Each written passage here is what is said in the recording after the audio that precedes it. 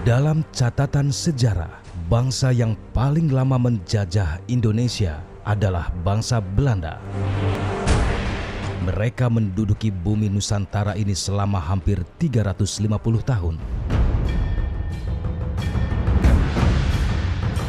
Pada awalnya bangsa Belanda datang bukan untuk menjajah, sama seperti bangsa Eropa lain yang sempat datang ke Nusantara. Belanda datang untuk berdagang. Mereka mencari rempah-rempah Indonesia yang terkenal. Kedatangan Angkatan Perang Belanda pada awalnya datang untuk melindungi perusahaan dagang Belanda, VOC. Angkatan perang inilah yang pada akhirnya menjajah bangsa Indonesia.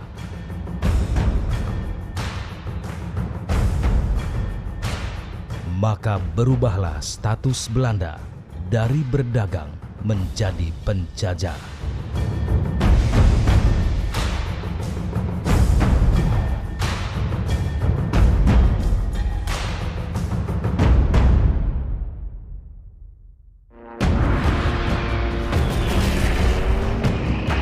Pada 1942, Perang Asia Timur Raya terjadi. Belanda harus menelan pil pahit dari salah satu fragmen penting Perang Dunia Kedua kala itu dengan kalah dari Jepang. Belanda harus meninggalkan Indonesia, wilayah luas yang telah lama dikangkanginya. Tak lebih baik dari Belanda, tanah air digilir dengan dijajah oleh Jepang. Dibomnya dua kota di Jepang, yaitu Hiroshima dan Nagasaki, pada 6 dan 9 Agustus 1945, membuat Jepang menyerah tanpa syarat.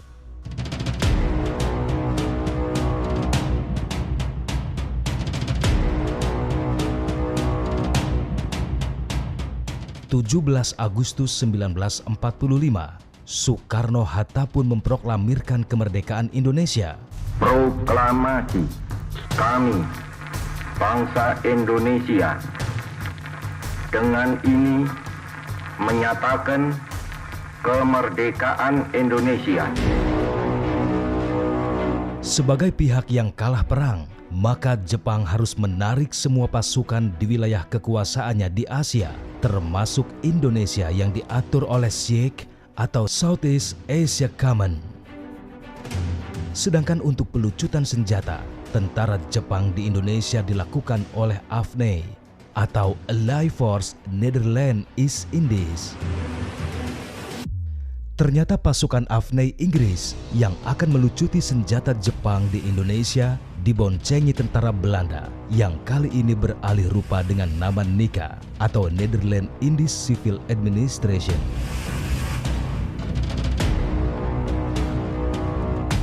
Belanda di bawah pimpinan Van Mook merasa masih berhak memiliki bekas wilayah jajahannya. Belanda rupanya tidak rela kehilangan wilayah jajahan yang dulu hasil buminya menghidupi negeri itu selama beratus-ratus tahun lamanya. Ya, hasil bumi Nusantara termasuk rempah-rempahnya memang telah menjadi rebutan bangsa Eropa sejak abad 15. Awal abad 16, rempah-rempah Nusantara menjadi komoditas yang diperjualbelikan bangsa Belanda. Namun, persaingan antar saudagar Belanda dalam memperebutkan rempah-rempah dari berbagai pelosok daerah di Nusantara membuat bangsa ini berseteru dengan sesamanya.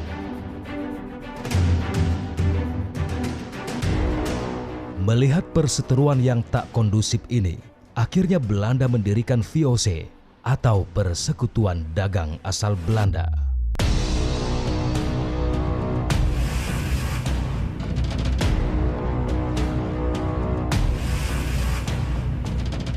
Sebetulnya sebelum VOC itu sudah banyak kapal-kapal Belanda yang datang ke kita. Tapi lalu jadi persaingan satu sama lain karena masing-masing itu buka kamar dagang istilahnya ya. Itu yang kalau dalam periode orang Belanda nyebut itu yang disebut voorkompagnie. Jadi pelayanan ke Nusantara, tapi belum dibawa VOC masing-masing. Jadi kalau kita belajar buku sejarah itu kan pertama kali mereka datang di Banten 1596. Itu VOC belum didirikan. VOC kan didirikan 1602. Jadi periode itu yang mereka malah lucu. Bersaingan kadang-kadang bisa rebutan, bisa kayak perang juga gitu ya. Sebetulnya mereka itu sebagai orang Belanda yang pertama sampai di Kepulauan Indonesia sebagai sebuah persekutuan dagang gitu ya, yang dikirim oleh kota-kota itu. Mungkin ada orang Belanda personal yang pernah nyampe lebih dulu, tetapi mereka nggak merepresentasikan bangsa Belanda, tapi ikut oleh kapal Eropa yang lain.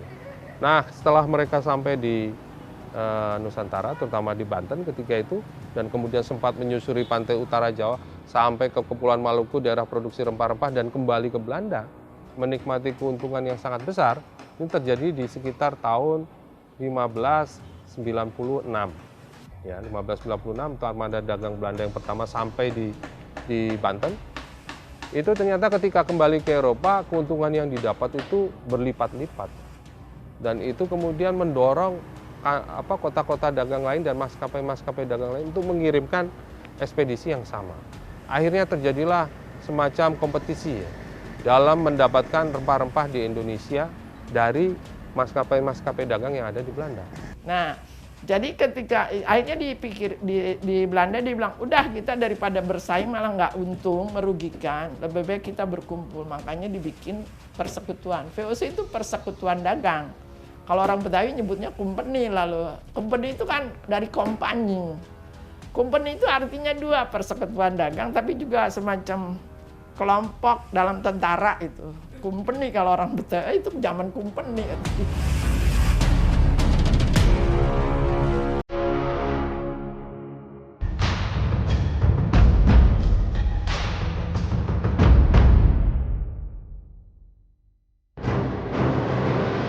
VOC adalah persekutuan dagang asal Belanda yang memiliki hak monopoli perdagangan di wilayah Hindia Timur.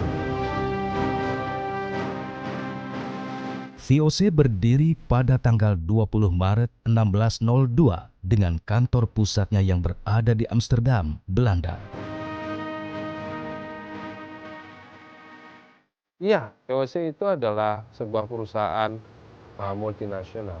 Artinya dia tidak mengenal batas-batas negara. Dia beroperasi di seluruh penjuru dunia, terutama di wilayah Asia, tanpa memperhatikan batas-batas wilayah negara-negara lokal yang ketika itu ada di seluruh Asia. Dan karena itulah salah satu keunggulan dari VOC. Karena dia tidak terikat kepada satu entitas kekuatan politik yang terpusat di satu lokasi tertentu. Dia beroperasi di mana saja di seluruh Asia. Kantor pusatnya tidak ada di Asia. Kantor pusatnya itu adanya di Amsterdam. Yang nggak mungkin dihancurkan oleh kekuatan Asia. Dia itu ditugaskan untuk melakukan aktivitas kegiatan perdagangan di seluruh wilayah yang disebut sebagai Hindia Timur. Hindia Timur itu dalam pemahaman orang Eropa di abad ke-17 itu adalah seluruh bagian di luar Eropa yang ada di bagian timur benua Eropa. Jadi itu adalah termasuk Asia, terutama Asia. Jadi karena itu wilayah operasi VOC itu terbentang dari sejak Afrika Selatan, sekarang kita kenal sebagai kota Cape Town, itu sampai ke wilayah Jepang, sampai satu wilayah yang namanya Desima. Setelah berdirinya VOC, lalu lintas kapal-kapal dagang Belanda di Kepulauan Nusantara semakin padat. Untuk menambah kekayaan, VOC melakukan berbagai tipu muslihat melalui serangkaian perjanjian.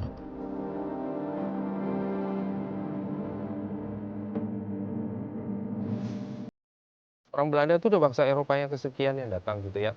Jadi respon mereka itu sebetulnya ya biasa-biasa aja. Baru jadi problem ketika Belanda, terutama di wilayah-wilayah tertentu yang menghasilkan komoditi itu, berusaha menegakkan monopoli. Nah, ketika itulah muncul konflik dengan penduduk setempat, yang kemudian kadang-kadang berujung dengan konflik bersenjata. Isi perjanjian dengan daerah itu lucu. Cuma VOC cuma menuntut bahwa mereka mengakui kekuasaan VOC. Itu aja. Nanti baru disebut mereka harus ada semacam menyetor sekian, jadi kayak perjanjian dagang gitu. Yang mereka butuhkan hanya pengakuan kekuasaan. Yang orang kita nggak ngerti bahwa itu secara diplomatik oleh pihak Eropa itu dianggap Anda udah menguasai. Perjanjian-perjanjian yang dibuat VOC semuanya merugikan rakyat Nusantara. Perlawanan demi perlawanan pun tak terelakkan.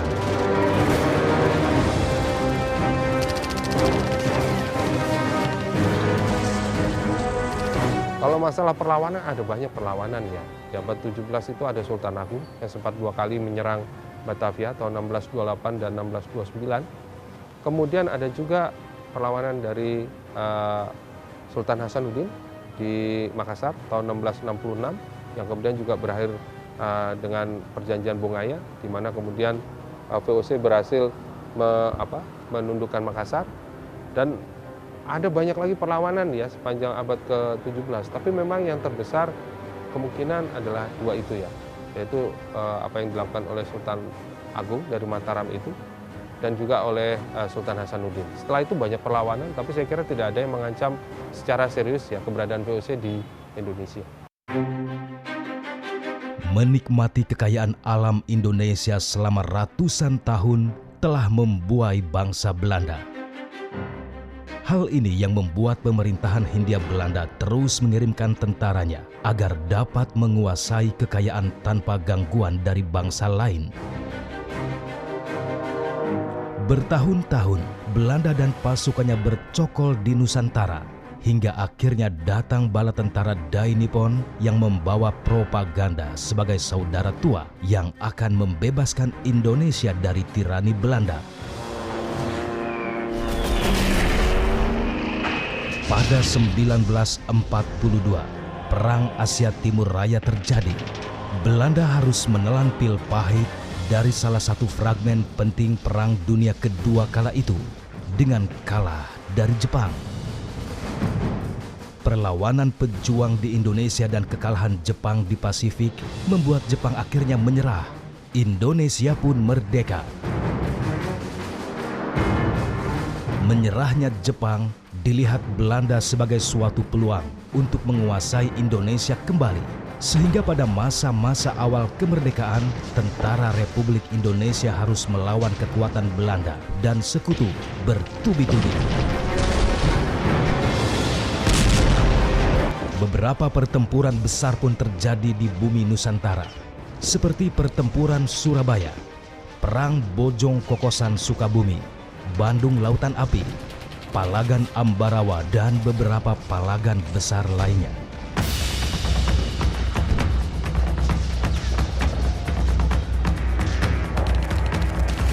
Pertempuran Surabaya adalah perang pertama Indonesia dengan pasukan asing setelah proklamasi kemerdekaan Indonesia. Kekalahan Jepang dalam Perang Dunia Kedua membuat Inggris dan Belanda menginjakkan kaki kembali di Indonesia. Awalnya mereka ingin segera melucuti senjata tentara Jepang. Namun pada tanggal 27 Oktober, pamflet berisikan perintah penyerahan senjata yang dimiliki rakyat Indonesia tersebar. Perintah ini memperoleh penentangan keras dari pemimpin Indonesia di Surabaya. Rasa nasionalisme rakyat Indonesia yang menolak kehadiran sekutu pun mulai diperlihatkan. Mereka berkumpul merapatkan barisan. Perlawanan bersenjata dilakukan. Seorang perwira Inggris yang menjadi komandan salah satu pasukan, Brigadir Jenderal Aubertin Walter Sorgen Malabi, tewas dalam sebuah pertempuran. Akibatnya pecah pertempuran dahsyat pada 10 November 1945. Pertempuran yang ganas itu berlangsung lebih dari 3 minggu. Pertempuran berakhir dengan kekalahan pihak Indonesia. Ribuan jiwa melayang. Penduduk yang tak ikut berperang pun harus mengungsi ke pedesaan.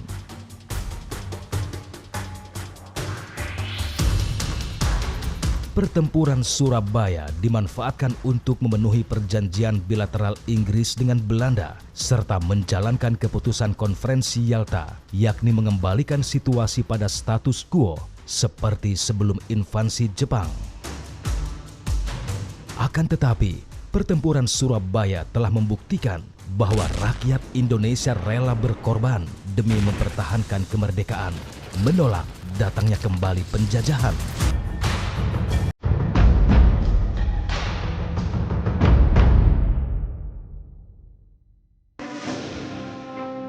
Kekayaan alam bumi pertiwi memang telah menyilaukan bangsa-bangsa Eropa sejak abad pertengahan.